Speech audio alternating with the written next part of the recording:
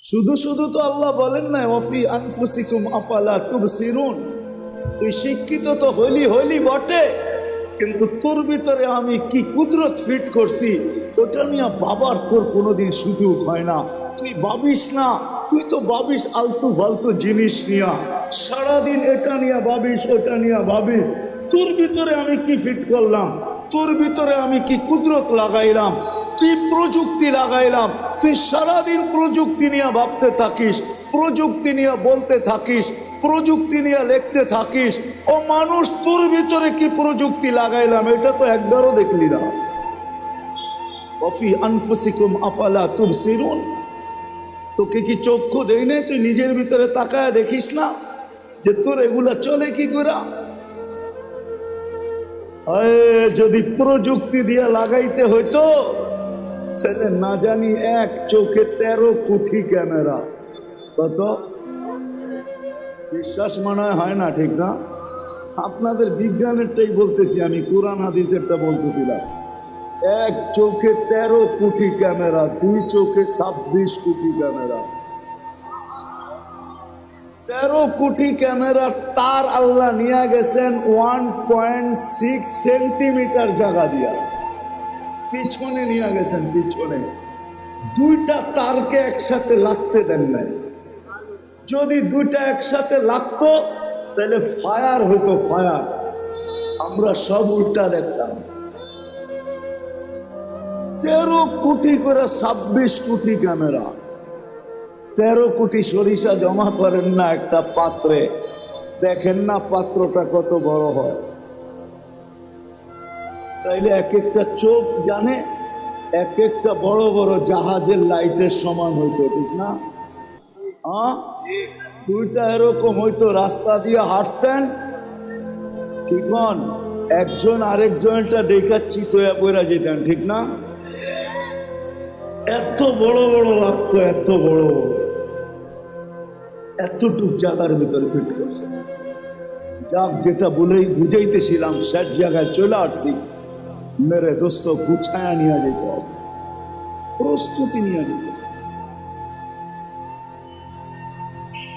আমরা নিজের ইচ্ছায় দুনিয়াতে আসিনি, আবার নিজের ইচ্ছায়ও যাব না। ইসলামে নিজের ইচ্ছায় যাওয়া এটা মহাপাপ, যেটাকে আত্মহত্যা বলে। আর মানুষ নিজের ইচ্ছায় দুনিয়াতে আসে নাই, এটা চির সত্য কথা। যদি নিজের ইচ্ছায় আসতো তাহলে দুনিয়ায় কোনো অনেক মা বাবা এমন আছে যাদের কোল খালি, কোনোদিন কোল খালি হতো না। আবার অনেক এমনও আছে শুধু ছেলেই সারাটা জীবন মেয়ের দিকে তাকায় তাকায় জীবন পার হয়ে গেছে, আল্লাহ একটা মেয়ে দেন না। তাইলে এটাও হতো না। আরো আবার কারো কাছে শুধু মেয়ে, সারা জীবনটা ছেলের দিকে তাকাইতে তাকাইতে জীবন কেটে গেছে, একটা ছেলে হয় না। তাইলে এটাও হতো না। বুঝা গেল আমরা নিজের ইচ্ছায় আসি নাই, আবার নিজের ইচ্ছায় যাব না। আল্লাহ সদ ইচ্ছায় নিয়ে আসছেন, আবার আল্লাহ যেদিন চাবেন ওই দিন চলে যাবেন। আবার এটাও সত্য, কে কখন যাব এটাও জানি না। যুবক যৌবনই যাবে, না শিশু শিশুত্বেই যাবে, শিশু অবস্থায় যাবে, না বুড়া বুড়ার থেকে আরো খুনখুনে বুড়া হয়ে যাবে, এটাও কেউ জানি না। লা তাদরি নাফসুন বিআইয়ি ওয়াক্তিন তামুত, কে কখন মরবে এটাও জানে না। আল্লাহ সতর্ক করছেন, এটা বটে, আমাদেরকে সতর্ক করছেন, ইবনে আদম, ও মানুষ, লা তাফরাহ বিদুনিয়াইকা, দুনিয়ার উন্নতি চাকচিক্য, দুনিয়ার উন্নতি দুনিয়ার চাকচিক্য, দুনিয়ার আধিপত্য, দুনিয়ার ক্ষমতা, দুনিয়ার সয় সম্পত্তি, দুনিয়ার টাকা পয়সা, দুনিয়ার বিবি বাল বাচ্চা তোমাকে যেন মাতাল না করে। ফাইন্নাকা গায়রা মুখাল্লাদ, তুমি কিন্তু চিরঞ্জীব না, এটা মনে রেখো। বুঝলে অনেক কিছু আর না বুঝলে কিছুই না, ভাবলে অনেক বড়। আল্লাহ প্রত্যেককে সতর্ক করছেন, তুমি কিন্তু চিরঞ্জীব না, এটা মাথায় রেখো। যার কাছ থেকে আসছো তার কাছে ফেরত যেতে হবে। যার কাছ থেকে আসছি তার কাছ থেকে আসছি, আবার আল্লাহর কাছেই কিন্তু ফেরত যেতে হবে। থাকার সুযোগ এখানে কারো ছিল না, কারো নাই। যদি থাকার সুযোগ এখানে হইতো তাহলে কবির কথা সত্য হতো, আরবি কবির কথা সত্য হইতো। লাউ কানাতি দুনিয়া মুখাল্লাদা, দুনিয়া যদি চিরদিন কারোর জন্য হতো, মা মাতা মুহাম্মাদা, তাহলে মুহাম্মদুর রাসূলুল্লাহ সাল্লাল্লাহু আলাইহি ওয়াসাল্লাম দুনিয়ার থেকে কোনোদিন যাইতেন না। কেননা সমগ্র সৃষ্টিটা ওনার সুবাদে তৈরি, সব ওনার সুবাদে তৈরি। আমরাও ওনার সুবাদে, আকাশ জমিন সব কিছু ওনার সুবাদে তৈরি। তাইলে উনি চিরদিন দুনিয়াতে থাকতেন। উনি যখন থাকেন না, তো আমাদেরও থাকার কোনো সুযোগ। কবির কথাই সত্য, আজল নে না ছোরা কেসরা না দারা, उसी से सिकंदर सा फाते भी देहारा, हर एक लेके क्या क्या हसस सुधारा, परा रह गया यही ठाट सारा। তাইলে ইতিহাসের কথাই সত্য হতো। এই সারা দুনিয়ার রাজত্ব চার ব্যক্তির হাতের মুঠায় ছিল, চার ব্যক্তির। চারজন ইতিহাসের পাতায় পাওয়া যায় যাদের হাতের মুঠায় সারাটা দুনিয়ার রাজত্বটা ছিল। কাউকে যদি নাও চিনেন তো একজনকে অবশ্যই চিনবেন, উনি সুলাইমান আলাইহিস সালাম। শুধু ওই মাটির রাজত্ব ছিল না, এমনকি পাখির রাজত্ব ওনার কাছে ছিল। কুরআন বলে আল্লামাহু মানতিকাত তাইর, উনি পাখির ভাষা পর্যন্ত বুঝতেন। আচ্ছা, পাখি তো একটা পাখি, উনি পিপিলিকার ভাষা পর্যন্ত বুঝতেন, নাইলে সূরা নামল কেন আসলো? ক্বালাতিন নামলাতু দুখুলু মাসাকিনাকুম লা ইয়াহতিমান্না সুলাইমান ওয়া জুনুদুহু ওয়া হুম লা ইয়াশউরুন। পিপিলিকার ভাষা পর্যন্ত বুঝতেন। সমস্ত জমিনের প্রাণীর উপরে ওনার রাজত্ব ছিল। এমনকি এই জমিনের উপরে প্রবাহমান বাতাসের উপরে ওনার রাজত্ব ছিল। নাইলে গুদুহা শাহরুন ওয়া রাওয়াউহা শাহরুন, এই কথা কোরআনে কেন আসতো? উনি বাতাসকে হুকুম দিতেন, ওনার তখ্তকে উড়ায় নিয়ে যেত উইদাউট ইঞ্জিন। কোনো ইঞ্জিন নাই, কোনো তেল ভরতে হতো না, কোনো কাপাকাপি করতো না।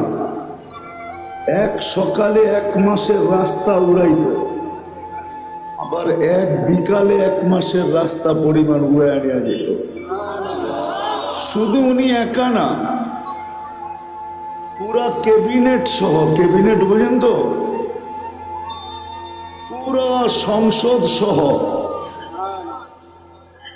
আবার ওনার সংসদে শুধু মানুষ ছিল না, জিনও ছিল, এমনকি পাখি পর্যন্ত ছিল। ওনার হাতে সারা দুনিয়ার রাজত্ব ছিল। তাইলে উনি চিরদিন থাকতেন। আজকে ওনার নামটা কোনোদিন ঐতিহ্য হয়ে থাকতো না। ওনার জায়গাগুলো ঐতিহ্য হয়ে থাকতো না, উনি চিরদিন থাকতেন। মানুষ রাজত্ব পাইলে কি ছাড়তে চায়? কি ওই চেয়ার এমন চেয়ার যে সুপার গুলো লাগানো আছে, যে বসে আর ওটার থেকে ওই চেয়ার তাকে ছাড়তে চায় না। তো সুলাইমান আলাইহিস সালাম সারা জীবন থাকতেন। বোঝা গেল এখানে চিরদিন থাকা যাবে না, চিরদিন থাকা যাবে না। কথা লম্বা হবে না, কিন্তু আবার সুরও হবে না। যত ধ্যান দিয়া শুনবেন আশা করি বুঝে আসতে পারে। আর লম্বাও হবে না, অল্প সময় কথা হবে। আর যদি ধ্যান দিয়া শুনতে পারি তা আমার বিশ্বাস অল্প কথা যথেষ্ট হবে। আমি প্রমাণ দিতে পারি। ইব্রাহিম ইবনে আদহাম রহমতুল্লাহ আলাইহির জীবন দুটা শব্দ দিয়া চেঞ্জ হয়েছে, দুটা শব্দ দিয়া। রাতের অন্ধকারে ঘুম ভেঙে গেছে কারো পায়ের আওয়াজে, তাও নিচে না ছাদের উপরে হাঁটতেছিল, তার পদ আওয়াজে তার ঘুম ভেঙে গেছে। প্রহরীকে বলছে ডাইকা নিয়ে আসো, এই গভীর রাত্রে আমার ছাদে হাঁটে তো হাঁটে কে? প্রহরী ডাইকা নিয়ে আসছে, তো জিজ্ঞাসা করছে এই রাত্রে তুমি ছাদে করো তো করো কি? তোমাকে তো চিনিও না। তো বলছে আমার উট হারায় গেছে, খুঁজতে খুঁজতে আপনার ছাদে চলে আসছি। তখন কিন্তু উনি রাজা, বলখের রাজা, ইরাকের একটা এলাকা বলখ, ওই এরিয়ার উনি রাজা ছিলেন। তো বলছে মাথা নষ্ট নাকি? উট খুঁজবে মরুভূমিতে অথবা জঙ্গলে, তুমি রাজপ্রাসাদের ছাদে উট খুঁজতেছ? তো বলছে রাজা মশাই, যদি আমি পাগল হই তাইলে আপনিও আমার সাথে। বলছে মানি? তাইলে আপনিও পাগল। বলছে কি কইরা? আমি পাগল হলাম কি কইরা? প্রমাণ কি? বলছে আমি যদি ছাদে উঠ খুঁজে না পাই তা আপনি রাজপ্রাসাদে বসে আল্লাহ পাবেন কি কইরা? এতটুক কথায় জীবন চেঞ্জ, সকাল থেকেই জীবন চেঞ্জ। রাজত্ব ছাড়ছেন, ফকিরি গ্রহণ কইরা আজকে ইব্রাহিম ইবনে আদহাম। নাম নিতে দেরি, রহমতুল্লাহ আলাইহি পড়তে দেরি করে না। রহমতুল্লাহ আলাইহি পড়তে কেউ দেরি করে না। প্রথম সারির আল্লাহ ওয়ালাদের ভিতর থেকে একজন। আরেকটা হাদিস থেকে শুনায়া দিই, হাদিস কিতাব থেকে। বনি ইসরাইলের একজন বদমাশ ছিল, নাম ছিল কিফিল। বনি ইসরাইলের বদমাশ প্রতি রাত্রে খরচ করতেন ব্যভিচারের পিছনে, ব্যভিচারের পিছনে। বর্তমান টাকায় 50 থেকে 60 লক্ষ টাকা বর্তমান টাকায়। একদিন নিয়ে আসছেন এক মহিলাকে, কামরায় ঢুকায় দিয়া বলতেছেন আমি প্রস্তুতি নিয়ে আসতেছি। যখন প্রস্তুতি নিয়ে আসছেন তো দেখতেছেন এক কোনায় বসে কাঁদতেছে। তো জিজ্ঞাসা করতেছে কাঁদিস কেন? তোকে তো জোর করে নিয়ে আসি নাই, টাকা দিয়া নিয়ে আসছি। তো বলছে শোন কিফিল, আমি বাজারি মেয়ে না, বিপদের কারণে তোর হাতে ধরা দিতে বাধ্য হয়েছি, কিন্তু আমি কাঁদতেছি কেন জানিস? যে কালকে এই চেহারাটা আল্লাহকে কি করে দেখাবো, কালকে এই চেহারাটা আল্লাহকে কি করে দেখাবো। এতটুক কথা। কিফিলের দিল ফেরা গেছে। পয়সাটা হাতে উঠায় দিয়া বলছে বোন তোর গায়ে হাত দিব না, কিন্তু একটা অনুরোধ করব, আমি তওবা করতেছি, তুই চোখের পানি দিয়ে আল্লাহকে একটু বইলা দে। ওই রাত্রেই কিফিলের মৃত্যু হয়েছে। ঘরের দরজায় সোনালী অক্ষরে লেখা উঠছে কাদ গফারাল্লাহু লিকিফলিন, আল্লাহ কিফিলকে মাফ করে দিয়েছে। জীবন পরিবর্তন হইতে অনেক কথার প্রয়োজন হয় না, 2-4টা কথাই যথেষ্ট। মালিক ইবনে দিনার রহমতুল্লাহ আলাইহির জীবন চেঞ্জ হয়েছে শুধু স্বপ্নের একটা কথা দিয়া। একমাত্র মেয়ে ছিল, একমাত্র মেয়ে তার ছোট বয়সেই মারা গেছে। স্বপ্নে মেয়ের সাথে দেখা হয়েছে, কাহিনী বড় লম্বা, আমি শর্ট করতেছি, আসল যেটা সেটা বলতেছি। তো ছেলে মেয়ে বাপের হাত ধরে বলছিল, আব্বা এখনো কি মুসলমানের ফিরে আসার সময় হয় নাই? এতটুকু কথা, তার জীবন চেঞ্জ। জন্য কথা লম্বা হবে না, ধ্যান যত হবে আমার বিশ্বাস তত কথা তত বেশি দিলে গাঁথবে। নড়াচড়া যত কম হবে তত বেশি কথা দিলে গাঁথবে। তো যেটা বলতেছিলাম, অস্তিত্ব সব ইচ্ছায় না, আর যাওয়াটাও সব ইচ্ছায় না। আবার এইখানে চিরদিন থাকাও না, কেউ চিরদিন থাকবে না। দুনিয়া এটার প্রমাণ দিতেছে। ডেলি 4 থেকে 5 লক্ষ মানুষ ডেলি উঠা যেতেছে। আবার আপনি বলবেন তেমন আসতেছে, জন্ম নিতেছে, মানি, কিন্তু একদিন উঠানোটা উপরে হবে, আশাটা কমে আসবে। উঠতে উঠতে একদিন দুনিয়া শূন্য হবে, এটাই সত্য। দুনিয়া শূন্য হবে, নাইলে হাদিসে এই কথা আসতো না। কোন এক পর্বে আল্লাহ মালাকুল মউতকে জিজ্ঞাসা করবে, মান বাকিয়া আলা যাহরিল আরদ, জমিনে কে বাকি? মালাকুল মউত বলবে, লা আলাল আরদি আহাদ, জমিনে কেউ বাকি নেই। সব টোকায় টোকায় নিয়ে আসছি, কুড়ায় কুড়ায় নিয়ে আসছি, খুঁজা খুঁজা নিয়ে আসছি। আল্লাহ জিজ্ঞাসা করবে, আইনাল্লাযীনা কানু ইয়াঈশুনা ফি বুরুজিন মুশাইয়্যিদা, ওরা কোথায়? যারা বড় বড় উঁচা উঁচা দেওয়ালের ভিতরে বাস করত, চতুর্দিকে পাহারা আর পাহারা, টেকনোলজি আর টেকনোলজি, মেশিন আর মেশিন। যারা মৃত্যুকে স্বপ্নেও ভাবত না, ওরা কোথায়? আল্লাহ জানেন। মালাকুল মউত বলবে, ওদেরকেও নিয়ে আসছি, কেউ বাকি নেই। হ্যাঁ, বাকি আছে আহলুস সামাওয়াত, আকাশওয়ালারা বাকি। ওয়া আনতাল হাইয়ুল্লাযী লা তামুত, আর আপনি চিরঞ্জীব। আল্লাহ বলবে, লাগা আকাশে ঝাড়ু, 7 আকাশে ঝাড়ু দিবে। তারপরে জিজ্ঞাসা করবে, এইবার? তো বলবে, লা আলাল আরদি ওয়া লা আলাস সামাওয়াত, জমিনও কেউ বাকি নেই, আকাশেও কেউ বাকি নেই। ইল্লাল্লাযীনা ইয়াঈশুনা তাহতা আরশি, আপনার আরশের নিচে যারা বিরাজমান এরা বাকি আছে। আর আপনি চিরঞ্জীব, আনতাল হাইয়ুল্লাযী লা তামুত। আল্লাহ বলে, লাগাও আমার আরশের নিচে ঝাড়ু। ওইখানেও ঝাড়ু লাগাবে। জিজ্ঞাসা করবে, এইবার?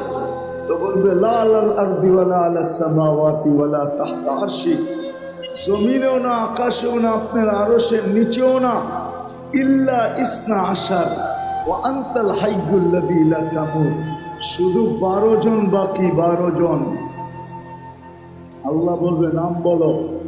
তো বলবে, আরবাতু, জিবরিল, মিকাইল, ইসরাফিল, মালাকুল মউত, নাহনু আরবা, আমরা 4 জন।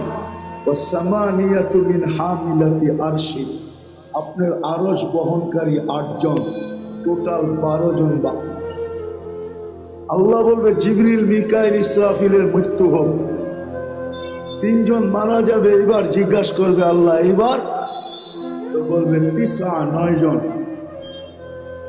8 জন আপনার আরশ বহনকারী, আর আমি আর আপনি চিরঞ্জীব। আল্লাহ বলবে, ফালিয়ামুত হামিলাতা আরশি, আমার আরশ বহনকারীদেরও মৃত্যু হোক। তারপরে আল্লাহর আগে জিজ্ঞাসা করবে, এইবার বলকে? তো বলবে, আনা ওয়া আনতাল হাইয়ুল্লাযী লা তামুত, আমি এবং আপনি চিরঞ্জীব। আল্লাহ বলবে, ফাতামুত আনতা, এবার তোমার পালা।